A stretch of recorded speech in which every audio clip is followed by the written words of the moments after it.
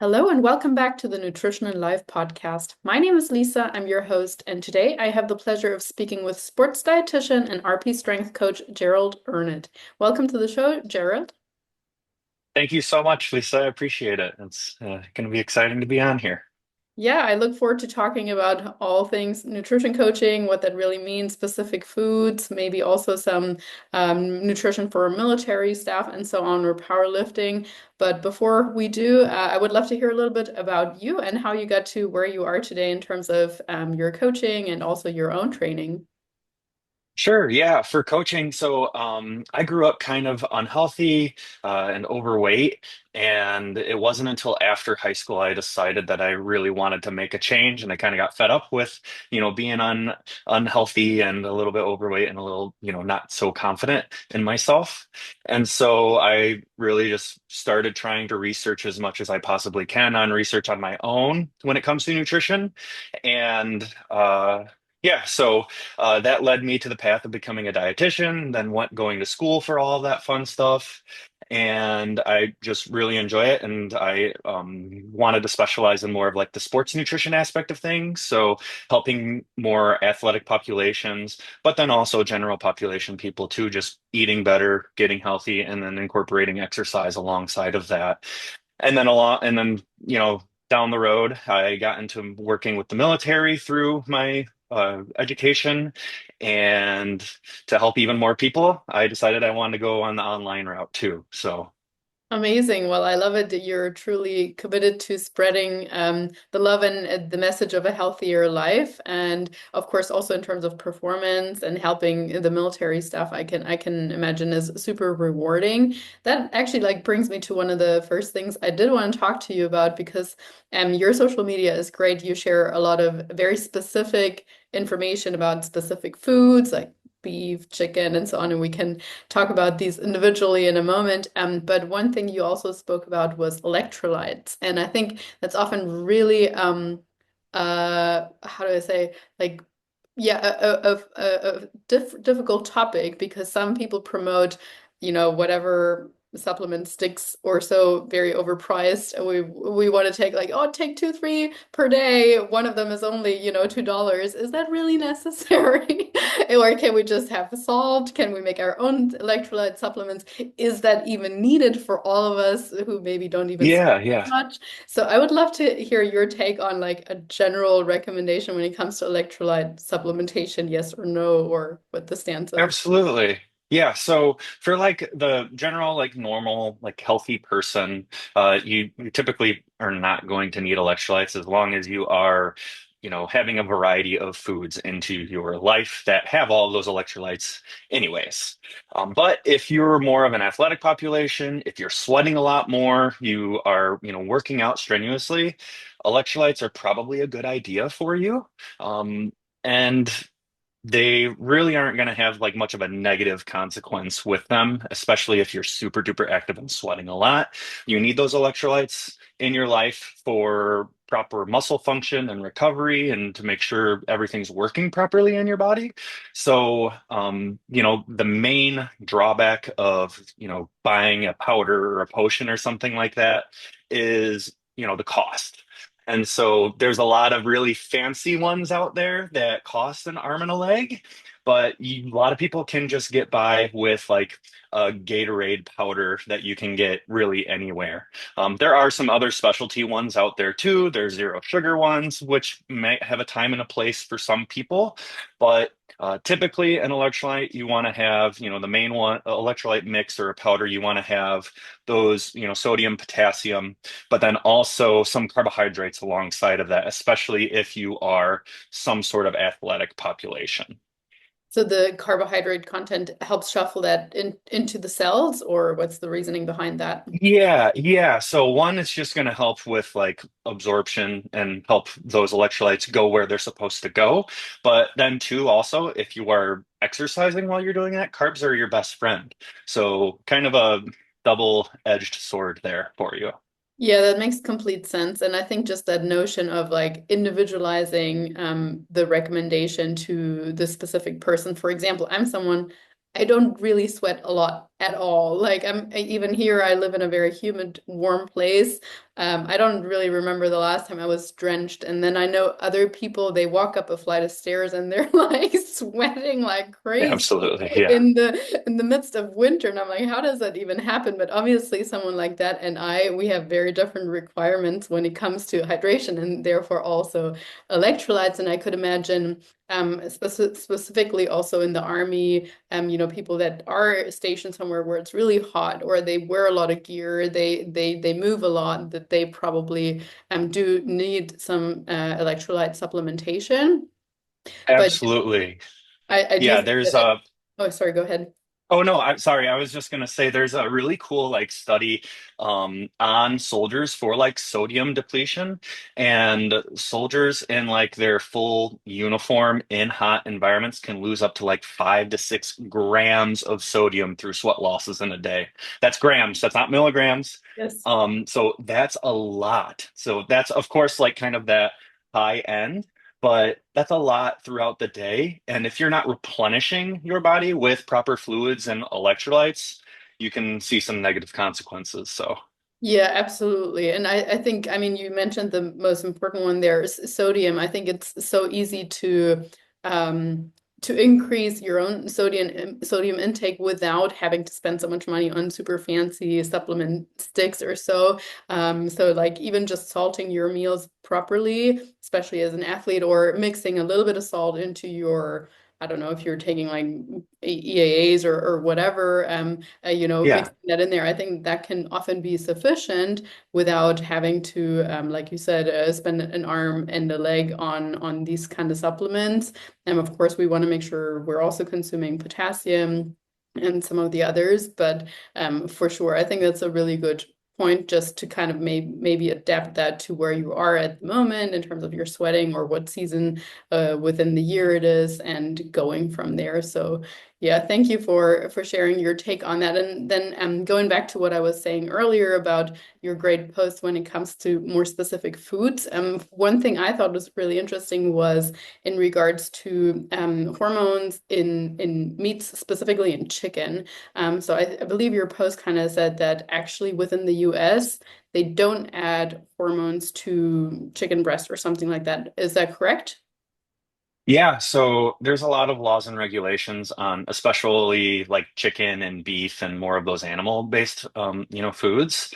And for the guidelines in the United States, it is illegal. We're not allowed to give hormones to chickens. Now, beef, that's another scenario. Beef, you can provide some of those hormones to them for like growth and reproduction and all that fun stuff. But for chicken, no. Okay, well, yeah, that was actually very surprising to me for me to read because I mean I live outside of the US, so I'm not too sure about it anyway. But generally speaking, you often hear that, in my opinion, like, oh, you need to buy organic in any case because otherwise it's Yeah. loaded with hormones. So I thought that that was actually not that there's anything wrong with buying things organic if you can afford it in any case, but still, I think to the person that's super budget oriented, it's a good reason to still feel somewhat okay buying chicken breast that's not organic. Yeah, and I think a common argument that I see people throw out is like, oh, well, this chicken breast is just massive. How can this be possible? And that's more likely because of how they're being raised. A lot of times when they are mass producing, chicken or beef or anything like that, chickens especially, like they're crammed in a little cage. They don't have any movement and they're just kind of like fed. And, just like humans, if we don't move at all, we don't have access to the outdoors. We don't exercise. We don't do all of those good, healthy things that we preach as coaches and healthcare providers all the time. Yeah, of course. And we just eat all day long. We're going to be larger individuals. So, kind of the same thing with like chickens. When you get into like farming where they're able to move around, yeah, there's going to be some differences in like the size, but then also like potentially even nutrient composition and all of that fun stuff. Right. Yeah, I think that makes a lot of sense. And going back to what you were saying about the beef, so beef, tell us, is that usually if we buy conventional, is that being fed with or injected with some hormones, or how can we purchase a high quality beef source? Yeah, that's a great question. And it's tough because it's kind of a crapshoot. You don't really know what's happening to your animal products when you are purchasing them. But really the best thing that we can do is go to the source. So if you like shopping local, you want to support local farmers, which I highly recommend.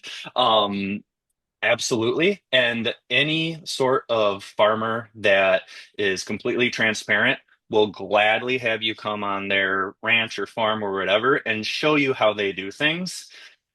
Huge red flag would be, hey, call up your local farmer that you're getting your steaks from, be like, can I come take a look? I just want to see how everything's being done, and they turn you down. That's kind of a red flag in my opinion. So, most farmers are more than happy to show you how they do things, and that's typically a good sign for you to like get a better indication of how they're going about raising and providing nutrition, but then also any sort of like pharmacology for breeding purposes. Yeah, and I think it's a great idea to shop local to support your local farmers as well. My sister, my family, they live in Germany, and there you can actually buy like half a cow or a quarter of a cow. It's a little bit Yeah, morbid because you still like you receive the name of the cow from when it was alive, and they send you like a picture. And yeah, it is a little bit morbid. And then after a while they're like, oh, it is the season. So yeah, here you go. Here's your quarter of a cow, and you put that in your chest freezer. But at least you know absolutely. like each part and it's labeled and you know where it's come from, what kind of life it had, and it had a very, very good life. So I do think that's a really great idea if you buy it in bulk, it's also, reasonably cost friendly that way. Yeah, yeah. I'm a son of a beef cattle farmer, so I understand how that kind of goes, and it's tough. Sometimes you can get a little attached to certain cows and cattle, but it's kind of the circle of life. But yeah, it can be really cost effective to get half or a quarter of a cow, and if you have a big old chest freezer, then that's a really reasonable way to make sure you get in your protein and you're not, spending an arm and a leg every time you go to the grocery store every week. For sure. Yeah, and I think another food source that a lot of people often have question marks on is eggs, because it's like this one is cage free, this one is free range. What are really the differences? So what should we be looking out for when it comes to those labels? So this might be a hot take, but I typically don't really look at like, those cage-free, free range types of labels. I think they're more of like marketing terms than anything because cage-free means that you typically just have like access to the outdoors. So that just might be that, hey, they're in a barn or something, and there's a door or a window to that barn. So, they have potential to go outside, but that doesn't mean they are going outside and walking around and stuff like that. So, again, it just kind of all the common denominator is, hey, if you really want to know how your chickens or your beef are being raised and treated, going to a source is going to be the best way of going about that. Yeah, again, I like the recommendation, and even there, like, I think if people go or get into the habit of going to a farmer's market or so, yes, at first I think it often seems a lot more expensive, but maybe you can find that one person that you go to every week, and then they will get to know you, and they might be like, "Hey, Lisa, I know you're getting eggs every single week. Here you go. You can take a thing of 30, and I'll give it to you for cheaper or something." Like establishing those connections, I think in the long run, it goes a really long way. Yeah, for sure. Yeah, eggs are a tough one nowadays. They're like $8 for a dozen or something where I'm at right now, which is just it's dreadful for us that are really focused on protein. Yes, that's a very good point. But yeah, I mean, speaking of that versus packaged things. I also know that you speak about like food labels and so on. And sometimes I've seen that with my clients, at least, as a little bit of a source of inaccuracy with their tracking. Or, they might hit a weight loss plateau. And after a while, we kind of dig through their food log and we kind of see, okay, a lot of the things you're scanning are packaged, and maybe that's where we're missing some calories. Talk to us about food label accuracy and how reliable they really are. Yeah, so they for food labels, it's tough. I believe they can be up to about 20% inaccurate from some, recent findings, or they might not even be so recent, but yeah, there's always going to be kind of like ballparks rather than this is exactly the calorie and macronutrient content of this food. It's how they're cooked, how they're processed. There's so many other factors that go into it, but really the best thing that I recommend for my clients is just try and be consistent as possible with your food sources. And 9 times out of 10, that sorts out the tracking errors or the progress plateaus that we tend to see. Yeah, I think that's a very important point because if we constantly have something else or always mixing things up too much and kind of playing the guesstimating game a little bit too much, Mhm. that tends to be for sure potential source anyway of food errors or just mislabeling errors as well. So yeah, I think that's a very good point for just being more consistent. And I mean, truth be told, it also takes away some of the food thoughts that we have, some of the, oh, I have to reinvent the wheel every single day and think about Yeah, what do I yeah. crave or so. Yeah, I'm a creature of habit, so I, especially like during the week, during work and like online coaching and everything, I have a busy week typically. And so like I am perfectly content and it actually kind of eases that like food anxiety or like stress or frustration out of my life to just have pretty much similar meals, at least a couple similar meals throughout the day and the week just because then it's more streamlined. I don't even have to worry about it. I know what I need for my needs and my goals, and I'm good. And also, I think it's super individualized, like with what type of client that I'm working with too. So if someone's focused on fat loss, yeah, it's keeping it simple, not like switching it up every single day or every single meal. It's probably going to make things just much more tolerable for you than someone that is, bulking. They can get a little bit more creative. They can err on maybe a little bit more of those deviations throughout the day, because we don't need to be as like restrictive with our calories or our nutrition. For sure, that's a very good point in terms of nutritional periodization. And yeah, we were talking about weight loss plateau just a minute ago, and with that, my question sort of comes up in terms of refeeds and diet breaks. Is that something that you incorporate with your clients? And if so, when or which one, why, sort of thing? Yeah, yeah. So I actually wrote an article for RP on refeeds and diet breaks not too long ago. Um, but yeah, I do incorporate them with clients. It's really individualized. Some people, I have had clients that have dieted down, lost a significant amount of weight without a single refeed or diet break. I've had other people that we've done them every 4 weeks too. Diet breaks, maybe even a little bit more frequently than that. I mean refeeds, sorry. I'm getting all switched up here. So it really is individualized from person to person and how they react to a calorie deficit and the fat loss phase too. I've had some people where it's like, I feel good. I'm not hungry. I have no issues. I'm smashing the weights in the gym. I'm feeling good. If it ain't broke, we don't need to fix anything. We don't need to throw in another variable that could just, gunk things up or cause more issues. For some people, it's a little bit tougher. So I like to take a little bit more conservative approach with their dieting. And if that means that they have to do a diet break every 4 weeks or 5 weeks or 6 weeks, whatever it is, so be it. And I treat it just kind of like hitting the pause button on dieting. Sometimes we need that physical break. We need a little bit more food, especially those fun carbs for performance and recovery purposes. But then also, there's some really beneficial psychological benefits of diet breaks.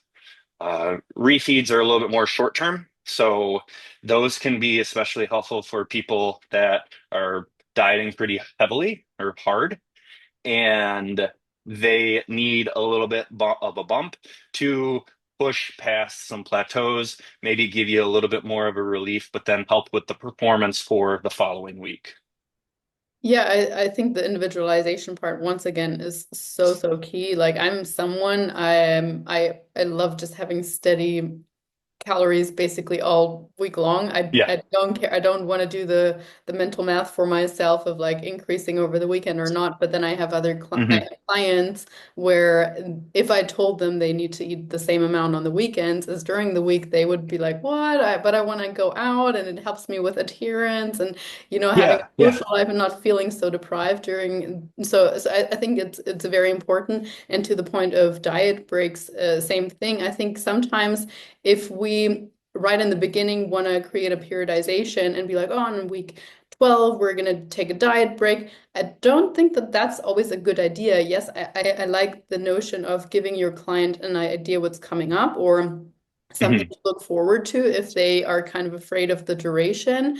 But I think at the same time, like you mentioned, if you're on a good roll, sometimes just breaking that roll because it's scheduled to have a diet break, it can actually interrupt the flow. And then afterwards, I've seen it a couple of times where it was really hard for the client to get back into the dieting mindset. Hmm. They've kind of like had a little taste of what quote unquote Yes. freedom feels like, and then they're like, oh no, I don't want to go back to eating a lot less. So I think again, it needs to be taken on an individual basis. And on the flip side, if someone what if you weren't planning to do a diet break with someone and you get to week 9 and they're like, oh, I'm really struggling. I have so much stress at work and I am not really sleeping well at the moment and so on. And then like, okay, cool. Let's take a diet break. It wasn't planned, but Hmm. that's okay. Yeah. Yeah, like life is going to throw curveballs at us. And so I like to treat especially diet breaks as more reactive than proactive. For sure. Uh, you know, it's one of those things too that you can have the most perfectly planned out nutrition or training program, but sometimes other things are going to get in the way, and we're not robots. We don't just stick to our diets and our training program and not worry about anything else in our lives. And so, yeah, I like to be a little bit more on the reactive side. And if there might be a time or two that I've been a little bit more proactive with diet breaks, but most of the time, it's like, okay, I'm noticing trends from week to week with these clients. All right, it seems like now we need a little bit of a break to just kind of wash away all of the training and nutrition stress and fatigue that we've accumulated over the past month or two. Yeah, absolutely. And I don't know what it's like with your training clients, but I personally like to go about my own training in the same way when it comes to deloads. So I auto-regulate my deloads. I know that there was a while where everyone was saying, oh, you need to like pre-schedule your deloads, and now it's kind of more like no, auto-regulation is absolutely fine. And I could imagine that with performance athletes, it might be a little bit better to schedule that ahead of time or to work that into your larger cycles. But yeah, generally speaking, I'm interested, is that something that you implement with everyone, like a scheduled deload or more like kind of auto regulation? Yeah, auto regulation just like diet breaks for me. Uh, again, like you can have a tentative plan, but everybody just reacts to training differently too. I've done, training cycles before where I didn't take a deload for 11 weeks before. I was definitely needing one after that, but I wasn't showing any signs or symptoms. So again, why try and throw one in when I'm feeling good and want to just keep the ball rolling? Um, Nowadays, I feel like I need deloads a lot more frequently for whatever reason. I don't know. I don't know if it was once I hit 30 years old, it's your body's just like, hey, no, we need more break or rest. I have no idea, but I'm sure it changes over time too. And as we get older, we might need more frequent deloads too, just with training, recoverability, all of that. Yeah, and I think there's something to be said about autoregulation in general because it just helps us stay more in tune with our actual body as opposed to just relying on Hmm. the schedule or the data. And I mean, as great as data is, I love data just as the next person. And nowadays with like Aura rings and Whoop and whatever, we have access to so much data that it's sometimes easier to or easy to disconnect from our body and how we're actually feeling on that day, especially if it's the first thing that you do in the morning, you look at your aura and you're like, oh no, I slept terribly, even though you actually slept. Hmm. But yeah, so sometimes I think it can actually mess with our heads in the negative way if we're too disconnected. Yeah, definitely hyper focusing on things. And I've seen people talk about like your aura ring says that you got terrible sleep, but you feel great. Which one are you going to rely on more, right? Um, Science and all this fun technology is amazing, but at the end of the day, I think it's best just to like really focus on how you're feeling and and go from there. Yeah, absolutely. And speaking of your athletes, I know you're sort of in the powerlifting space as well. So with performance athletes, is there anything in particular that you change or do differently when it comes to the nutrition, as opposed to for someone like Gen Pop, let's say? Yeah, I don't know any kind of specifics. Yeah, for I would say not even like powerlifting specific, but like athlete specific. I would say nutrition wise, the main thing I might be a little bit more focused on are carbohydrates. So having a bit more of a bias towards carbohydrates than more general population people. When it comes to Gen Pop, I'm focused on just what we can be consistent and sustainable with when it comes to diet. If you prefer a little bit more fats in your life, cool. I like to have little guardrails and have it within some healthy ranges, but definitely more flexible with more of the general population people that just want to, eat a little bit healthier and feel good. For athletes, I think the guardrails might be just a little tiny bit tighter, and that's just because we want to ensure we are fueling for performance, but then also helping aid in that recovery process after workouts or in between multiple sessions throughout the day too, if they're having those. And would you say that sort of applies for the nutrition for like military staff as well, or what do you do specifically or differently with military staff? Yeah, military staff I treat more like athletes than anything, because most of them are training in the morning during physical training, and a lot of them are training on their own afterwards too. That could be during their lunchtime, or it could be after their regular workday at like 5, 6 p.m. for the things that they actually enjoy doing.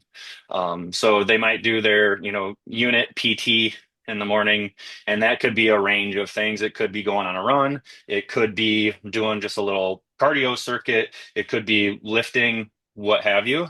But then maybe there's, I've had soldiers before that are like endurance athletes and they go run 12 miles before they do PT.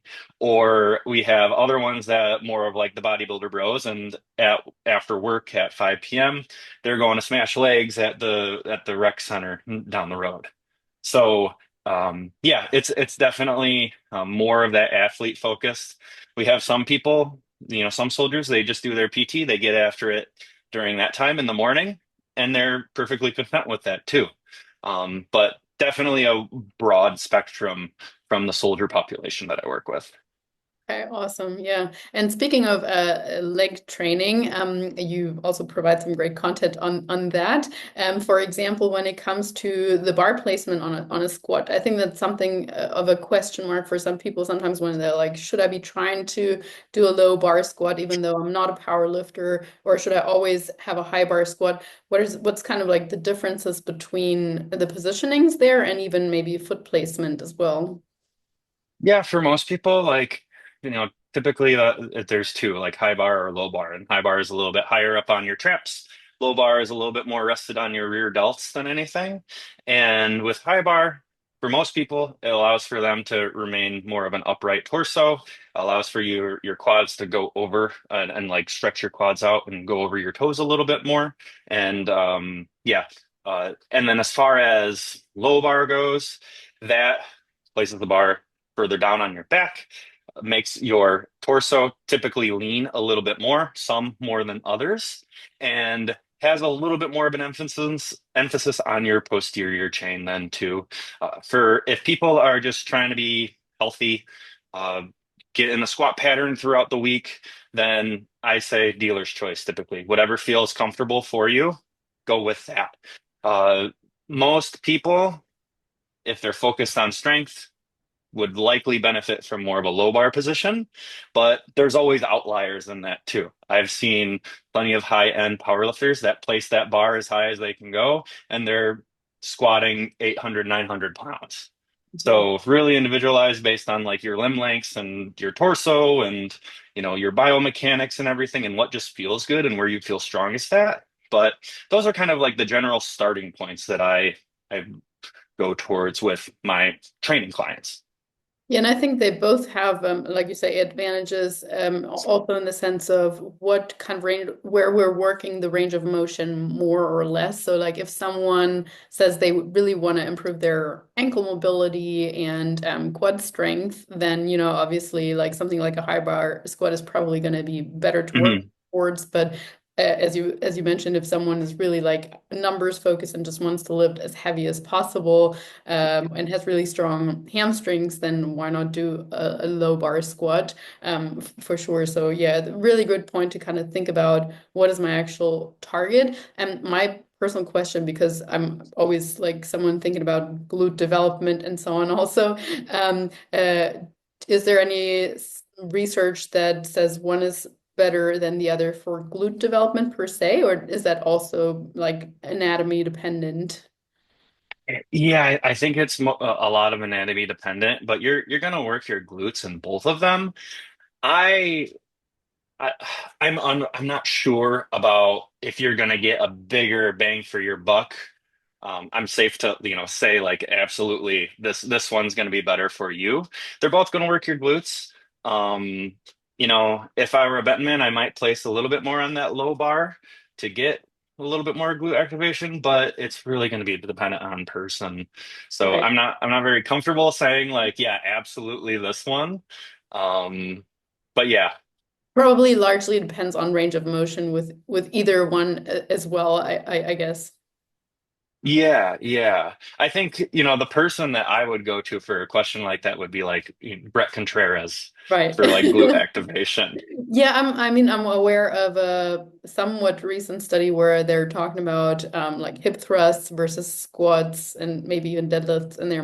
I don't remember specifically where they're comparing Uh-huh. those differences, but to my knowledge, they did not include whether the squat in that study was specific to high or low bar. It was just specific to are they breaking Are sort they of doing a squat pattern? Yeah. Exactly. But I mean, similar sort of movement, but something that not as many people nowadays, anyway, practice or emphasize so much is the leg press. And I believe you're also an advocate of doing or incorporating the leg press in your training program. I think now that people have really focused on shifted towards focusing on functional training, sometimes they only squat and they don't leg press anymore. So what are some reasons why we could or should incorporate the leg press as well? Yeah, I've been loving the leg press personally for myself. Uh, Lately, and that's just because it takes a lot of stress and strain off my back and my spine.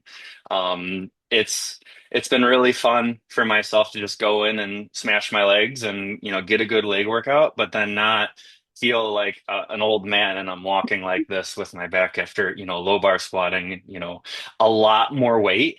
And yeah, I feel strong, but that recoverability is a huge aspect and the fatigue that is associated with putting a barbell on your back just needs to be considered. Not to say one superior than the other, of course, but yeah, I think both can definitely be placed in a program throughout the week too. So you could get the best of both worlds with more of the quote unquote like functional training of a barbell back squat, but you're still going to be working those muscles in a leg press, and it can be a little bit more user friendly, especially from like a fatigue perspective too. Right. Yeah, I think that makes again makes a lot of sense because the back squat or heavy back squatting in particular that does pose quite the big stressor, good and bad, on our spinal load. So let's say someone like just general population client has 3 days for training, about an hour each time, and they're including the squat, they're also including leg press. And they ideally would like to achieve some hypertrophy, but they do have a very stressful life and so on. What would be, Hmm. I don't know, some other 5 to 10 exercises that you would definitely include in their program? Oh gosh, this is fun. Are we just talking about just overall strength and Just hypertrophy overall. then? Yes, yes. Okay, so they got a squat and they got a leg press. I think some sort of like pushing movement. I'm a big fan of like dumbbells just because it's a little bit more user friendly and a barbell is a little bit more of a fixed position and uh typically if you're kind of just getting into the gym, might be a little bit more user friendly, a little bit easier on your joints than like a barbell for like the pushing movements in the shoulders. So some sort of like pushing movement. It could be a machine, it could be dumbbells, it could really be whatever you would like. Um I like something like overhead too for shoulders and pushing. That's going to be quote unquote a little bit more functional too, right? Uh, Let me think here. Pull-ups. Can't go wrong with some pull-ups, right? And get a strong back. You could do some rows as well to hit your back. Some sort of hinge movement. So RDLs, deadlifts. I like carries too. So like a Zercher carry or a sandbag carry or farmer's carries.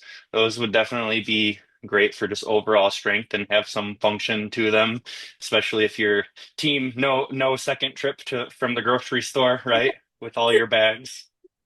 I think those are very underrated exercises, the carries, because I believe our grip strength is highly correlated with how long we live as well, like in the sense of how, as you mentioned, self-sufficient we can stay during our years of aging. So yeah, any kind of carry, I think that's a great idea, especially if we only have 3 training sessions per week. And I mean, pull-ups are great, but many people even struggle with pull-ups or with deadlifts because they cannot, like their grip strength is giving out.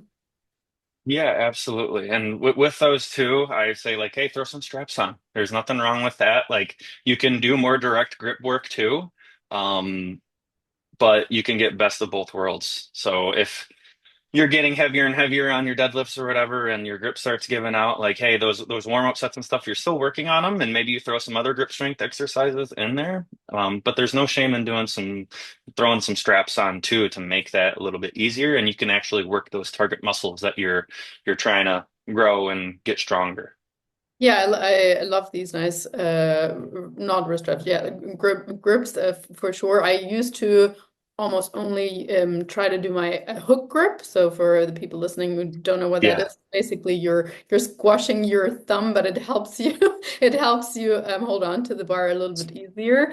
And yeah, I thought that was very helpful. Also, I'm not a big fan of for just regular training purposes of doing alternating grip, just because I find that most people they kind of twist one way rather than the other, and or Yeah. they find they have one favored side, and then they only do that one side, and it's kind of like lopsided. So I don't for Gen Pop I don't really like that too much, but yeah, using some grips or the hook grip, I think that that's for sure a good way to increase your weight while working on your grip strength. Yeah, the hook grip is not for the faint of heart. I've done it plenty of times. I've competed in some Scottish Highland Games competitions too, and with those throwing events, you really have to do a hook grip, or else you're not gonna, be too successful. And yeah, it's a different it's a different ball game when you start incorporating those. And to continue on with the exercises, is there any specific core work that you would recommend, or do you believe the compounds are kind of enough, given that the person has a limited amount of time? Yeah, I think compounds are great, but you can't go wrong with some direct like core work too. Uh, those carries. can be really helpful with that as well. Even like heavy squats and deadlifts and stuff like that are obviously going to have some core activation and work in there too. But as far as like direct work goes, I mean, you can get by with like just a few simple exercises throughout the week. Maybe you do like a hanging leg raise one day, you do a cable crunch another day, and one that I really like are they're called banded dead bugs. So you lie on your back, you hold the band with your arms, and then you raise your legs. Those light me up every single time. Doesn't matter how often I do them, they do the job for sure. Well, I think even without the band, some people really struggle with that, and it cracks me up every time because those sometimes are the same people that want to deadlift, I don't know, 200 and whatever pounds, and then they can't or don't want to hold a dead bug for a minute. And it's like, well, Yeah. we could really work that also while doing deadlift, not while, but at the same time while working on deadlift. It's yeah, it's such a great foundational core exercise that can be challenging at any level. Mhm. For sure. Well, Gerald, thank you so much for your time. It's been a pleasure speaking with you and just picking your brain on various food sources and training in general. I will make sure to obviously link your social handles in the show notes so people can go and check out your content and continue to learn from you or see what your coaching is like. But yeah, thank you so much for speaking with me today. No problem. It's been fun. I really appreciate you having me hop on here and chat about some nutrition and training stuff.